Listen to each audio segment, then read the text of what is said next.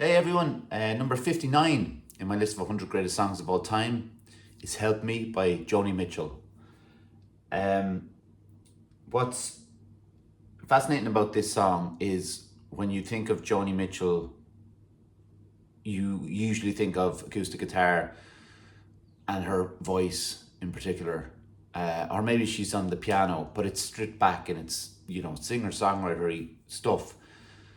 And she was often hailed as one of the greatest songwriters of her generation, and by people who were considered the greatest songwriters of their generation, Bob Dylan, Van Morrison, people like that, for example, would cite Joni Mitchell as being an influencer or one of the greatest songwriters.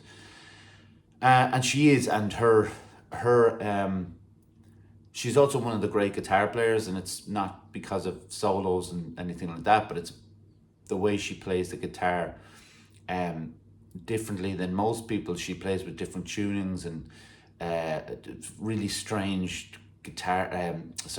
really strange chords and the fingering of the chords. So it's so odd to certainly to me, but to certain guitar players, they're just very, very odd tunings and chords, and people aren't used to it. So when you pick up to play along to her music, you're bemused, and you have to go on the internet and look up what the hell is she playing. And that was like late 60s, early 70s when she was, the that type of songwriter.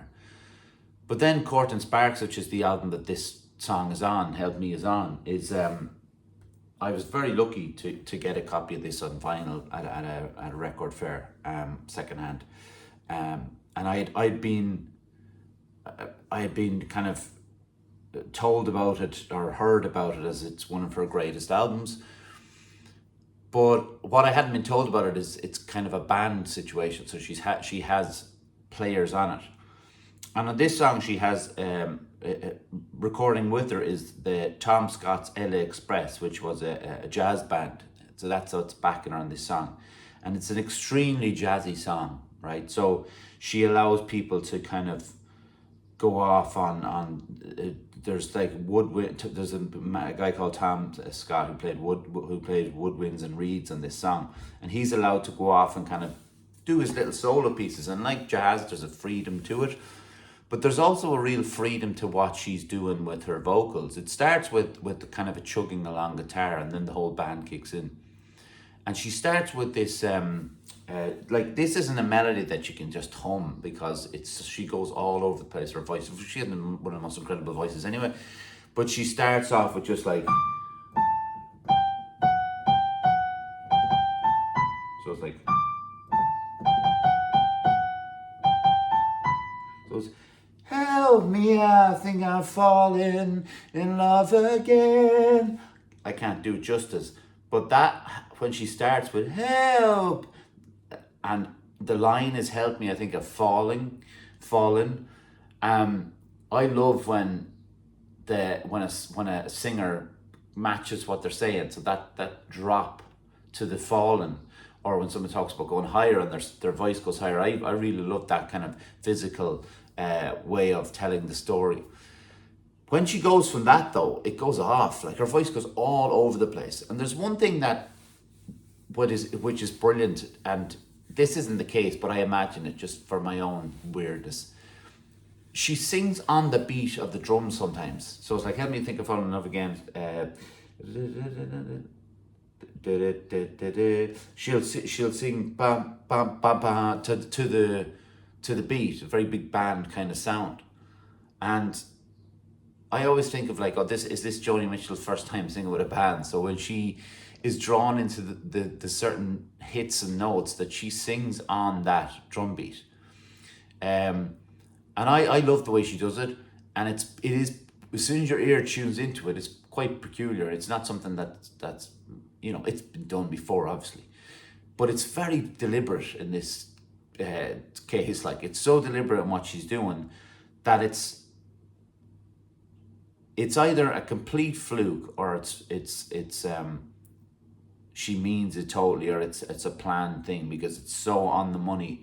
And in my head, I just like the idea that it's just her musicality and how she would, when she's singing with a band, that's how she would perform. She'd perform and go with the flow of what the drums were doing or what the beat was doing, and she's hitting those musical pieces on beat.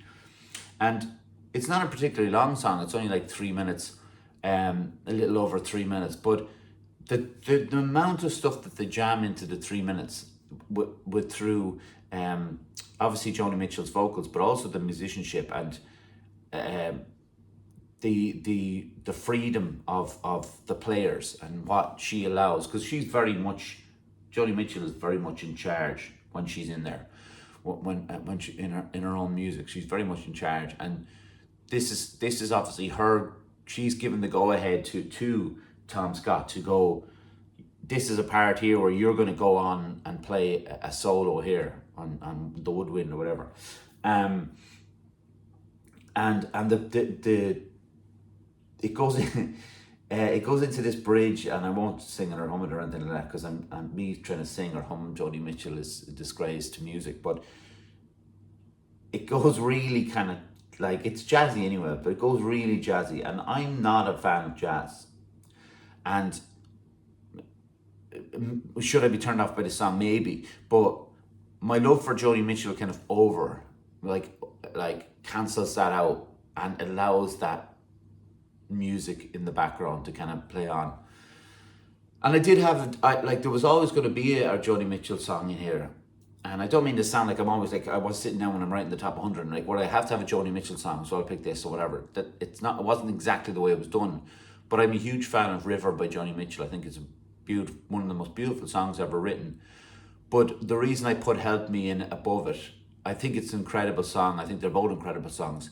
But what Joni Mitchell goes from to this is such a leap.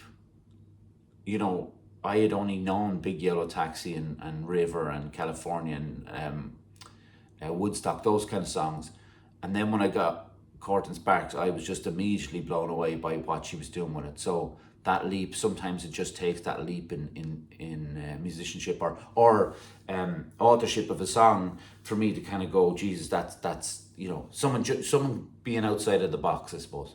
So yeah, Help Me by Joni Mitchell. Thanks very much.